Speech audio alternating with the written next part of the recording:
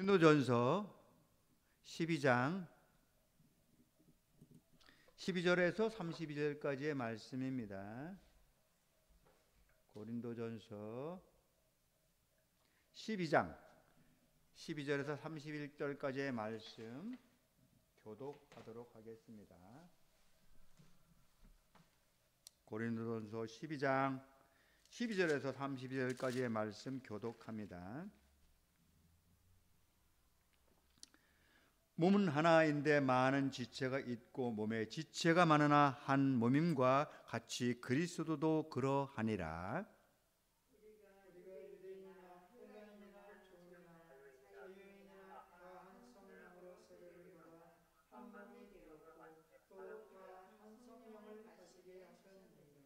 몸은 한 지체뿐만 아니요 여럿이니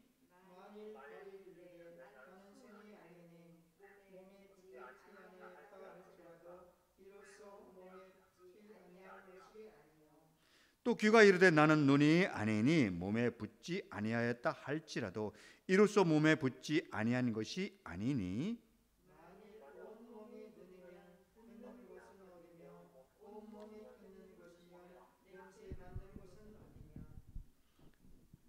그러나 이제 하나님이 원하시는 대로 지체를 각각 몸에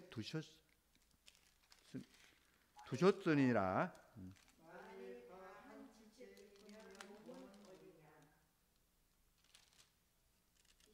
이제 지체는 많으나 몸은 아니라 눈이 손더러 21절 하세요.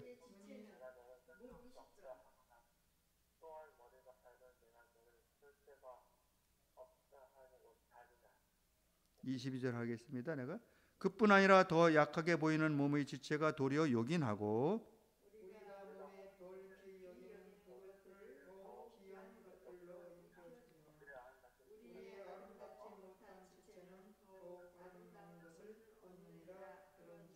우리 아름다운 지체는 그럴 필요가 없느니라. 오직 하나님의 몸을 고르게 하여 부족한 지체에게 귀중함을 더하사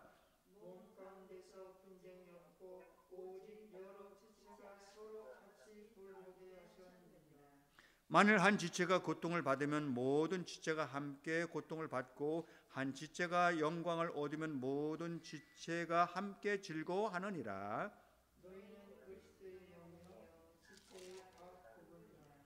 하나님의 교회 중에 몇을 세우셨으니 첫째는 사도요, 둘째는 선지자요, 셋째는 교사요, 그 다음은 능력을 행하는 자요, 그 다음은 병 고치는 은사와 서로 돕는 것과 다스리는 것과 각종 방언을 말하는 것이라. 다 사도이겠느냐, 다 선지자이겠느냐, 다 교사이겠느냐, 다 능력을 행하는 자이겠느냐. 다 같이 너희는 더욱 큰 은사를 사모하라. 내가 또한 가장 좋은 길을 너희에게 보이리라. 아멘. 30절 안 했어요? 다 병 고치는 권세를 가진 자이겠느냐, 다 방언을 말하는 자이겠느냐, 다 통역을 하는 자이겠느냐. 너희는 더욱 큰 은사를 사모하라. 내가 또한 가장 좋은 길을 너희에게 보이리라. 아멘. 오늘 본문 말씀을 가지고 함께 은혜를 나누고자 하는 말씀 제목은 함께 하자입니다. 그리스도와 함께 하자. 그렇습니다. 요즘에는 비대면이라고 하는 그 용어가 이 세상을 지배를 했습니다. 사람과 사람이 이렇게 눈을 마주대는 것이 아니라 온라인이라고 하는 매체가 중간에 있어서 그렇게 비대면이 아주 세상을 지배하는 시대가 되었습니다. 집에서 근무하는 사람이 많아졌습니다. 또는 학생들도 학교에 가지 않고 집에서 공부를 합니다. 그런데 그러다 보니까 같이 있는 시간이 많아졌습니다. 그러다 보니까 짜증도 날 수가 있었습니다. 이런 것들은 상대방을 나에게 이렇게 해주기를 바라는 마음이 많기 때문입니다. 상대방을 더 신뢰하고 의지하지 못하고 그럴 때에 그런 불신들이 쌓여가는 것이죠. 주님께서는 우리에게 친밀해지기를 원하고 계셨습니다. 주의 성령이 우리 가운데 함께 하실 때 우리를 서로 신뢰하고 의지하며 함께 할 수 있다고 했습니다. 그리스도의 영은 겸손의 영이시고 신뢰의 영이었습니다. 성령님께서는 어느 한 지체가 교만하지 않고 묵묵히 자신의 역할을 하라고 했습니다. 본문에 은사가 나옵니다. 고린도전서 12장은 은사장입니다. 성령의 은사. 13장은 사랑, 14장엔 방언과 예언 말씀을 나오고 있습니다. 여기서 나오는 각 지체는 사람의 몸을 말하고 있습니다. 그 지체는 서로 생김새가 다릅니다. 그런데 한 몸이라고 했습니다. 그래서 그 지체는 아무리 하찮게 보여질지라도 다 존귀하다는 것입니다. 여러분, 교회는 그리스도의 몸입니다. 그리고 교회는 성도들의 구성으로 만들어진 공동체입니다. 말하자면 성도는 각 지체가, 성도라는 각 지체가 모여서 그리스도가 머리가 되시는 교회가 만들어지는 것입니다. 여러분, 사람의 손이 아무리 부지런하다고 해서, 재주가 많다고 해서 다른 지체의 도움이 없이는 아무것도 할 수가 없습니다. 이와 같이 그리스도의 몸된 교회는 자신이 소유한 은사가 다른 성도들의 은사보다 훨씬 중요하고 가치가 있다고 자랑합니다. 예수 그리스도 몸으로 우리는 성도는 통일성을 가지고 있습니다.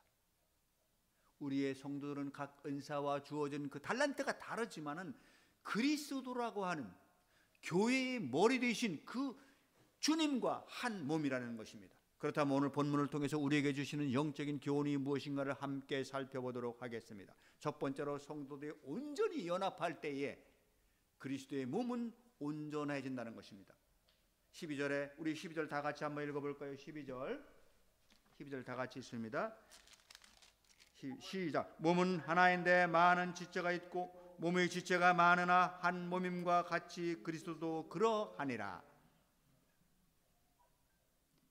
몸은 하나인데 많은 지체가 있다고 했습니다. 그렇습니다. 교회의 참모습을 인간의 몸으로 주님은 비유를 하는 것입니다. 그렇습니다. 바울은 그래서 팔과 다리와 눈, 코, 입 등 여러 가지가 있지만은 한 몸에 붙어 있다는 것입니다. 그렇습니다. 한 몸이다. 그런데 그것을 그리스도가 머리시고 성도가 지체인 교회를 비유했던 것입니다. 그렇습니다. 몸과 분리된 지체는 무용지물입니다. 그 지체는 생명이 없습니다. 그것은 썩어질 수밖에 없는 것입니다. 그렇습니다. 교회는 각기 다양한 기능을 가진 성도들이 모였지만, 그리고 그 성도는 교회를 위해 그 기능을 하지만은 그리스도와 연합하지 않을 때에는 생명이 없다는 것을 말하고 있는 것입니다. 여기서 그리스도의 몸이라고 했습니다. 그리고 성도가 모인다고 했습니다. 모인다는 것은 모여서 어떤 실체를 이루어 나간다는 것을 말하는 것입니다. 조각처럼 한 조각 한 조각 모자이크처럼 성도들이 모여서 그리스도의 머리를 두고 교회를, 공동체를 만들어가는 것을 의미합니다.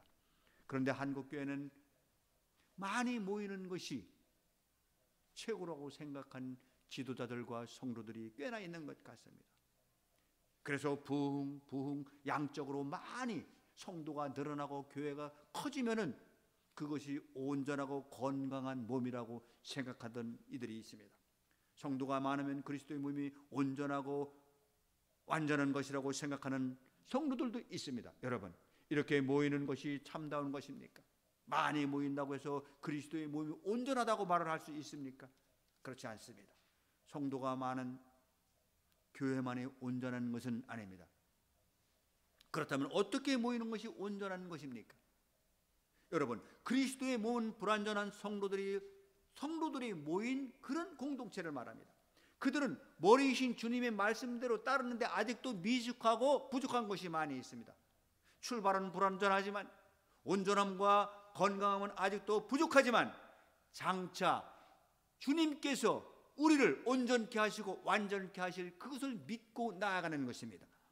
머리 되신 예수님과 함께 있을 때 우리는 완전해지고 온전해지고 거룩해진다는 것입니다. 그렇습니다.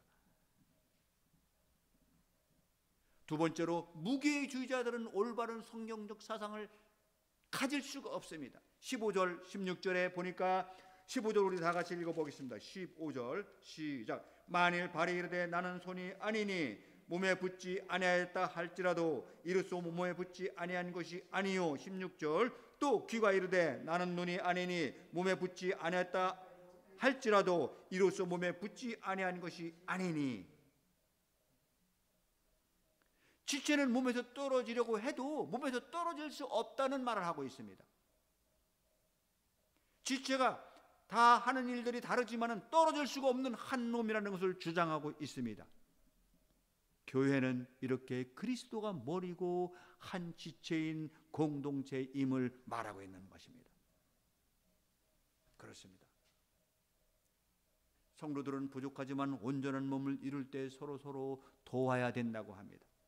참된 신앙을 가진 자는 주님을 위해 교회 안에서 건강한 교회를 만들어 가려고 노력하는 성도들입니다. 사도행전 2장 46절에 이렇게 기록하고 있습니다. 날마다 마음을 같이하여 성정에 모이기를 힘쓰고 집에서 떡을 떼며 기쁨과 순전한 마음으로 음식을 먹고 서로 나눔을 얘기하고 있습니다. 세 번째로 성도는 각자 하나님의 정하신 다양한 역할이 있다고 합니다. 신앙생활을 하면서 자신을 다른 성도와 비교할 때가 우리는 많습니다. 특히 외형적인 겉모양을 보고 우리는 비교를 많이 합니다. 그런데 이런 비교는 자칫 주님의 뜻에 어긋나게 된다는 것을 성경에서 말합니다. 여러분, 어떤 이는 하루 종일 몸으로 봉사해도 몸이 지치지 않고 기쁨이 충만해지는 사람이 있습니다.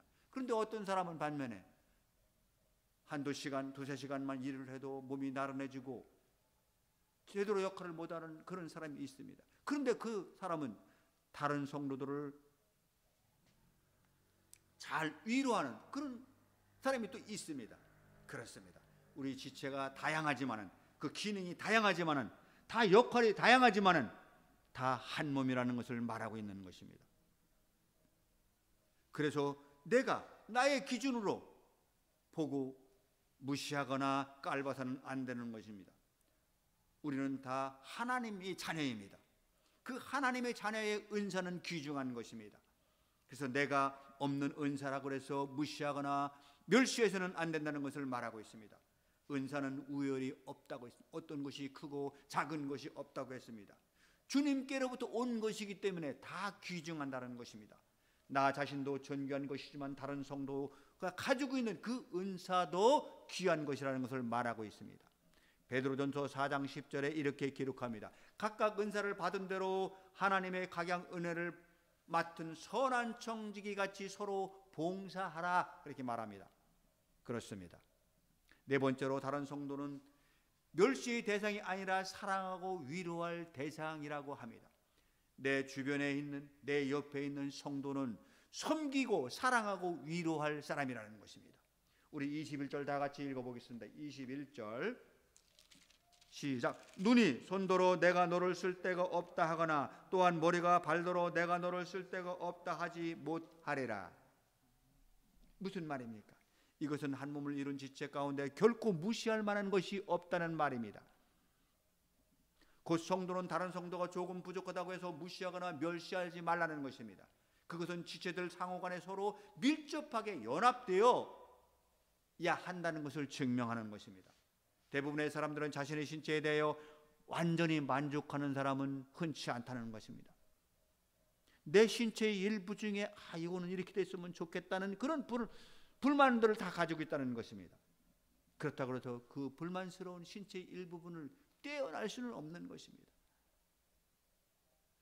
내 불만족한 신체의 그 지체의 일부분 그것을 인정하고 사랑하고 보듬고 그것을 잘 관리해야만이 건강하고 온전한 삶을 살 수 있다는 것입니다. 우리가 어느 부분이 약합니다. 관절이 약합니다. 허리가 약합니다. 목이 약합니다. 그러면 관절을 잘 관리하고 운동을 한다든지 해서 그것을 보강시켜야 되는 것입니다. 그래야 건강을 지킬 수가 있다는 것입니다. 교회가 그렇다는 것입니다. 연약한 성도가 있으면 그 지체를 위해서 기도하고 그를 위해서 도와주고 위로해주고 서로 사랑하라는 것입니다.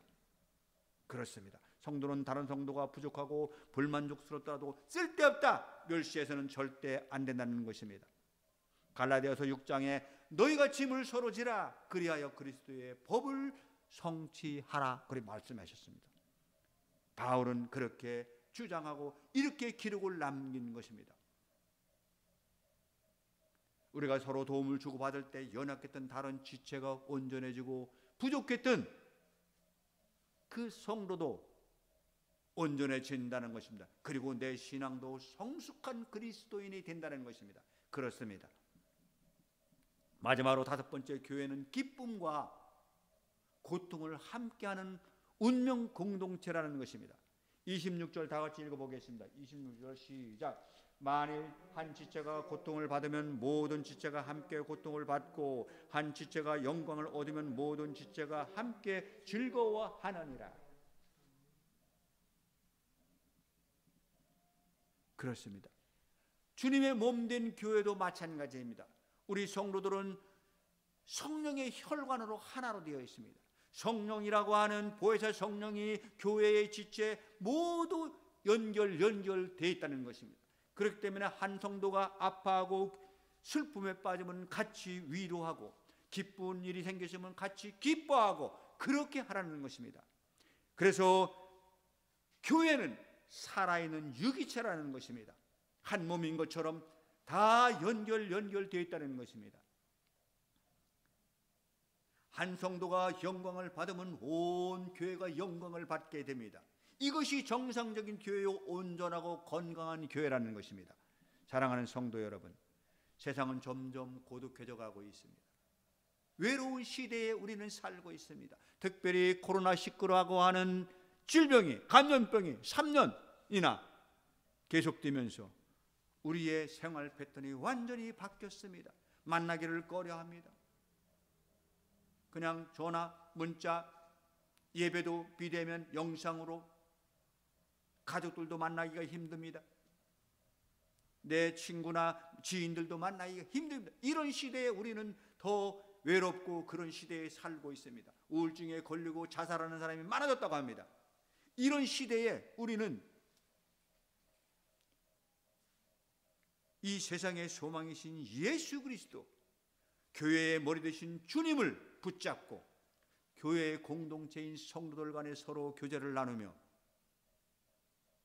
가까이 만날 수는 없더라도 전화나 아니면 다른 매체를 통해서 또 예배를 통해서 회복되는 그런 공동체가 되어야 된다는 것입니다. 교회의 은사도 나누고 또 물질도 나누고 마음도 나누고 그런 공동체를 유지해야 된다는 것입니다. 주영광 비전교회 두 번째 예배를 드리고 있습니다. 주영광 비전교회는 주님의 영광을 위하여 세워지기를 소망하면 그런 비전을 가지고 시작되었습니다. 우리 모두 다 주님의 영광을 위하여 교회를, 시설을 준비하는 일에 적극 참여합시다. 주영광 비전교회, 교회를 세워나가는 그 일에 우리 다 함께 협력합시다. 주님의 머리 되시며 우리는 지체로서 주님의 영광을 높이는 일에 함께 참여합시다. 참 그리스도인이 되기를 바라는 우리 모두가 주님의 영광을 위하여 함께 한 지체로서 하나가 되기를 바라며 예수 그리스도의 이름으로 축원을 드립니다. 기도하겠습니다. 사랑의 하나님 감사합니다.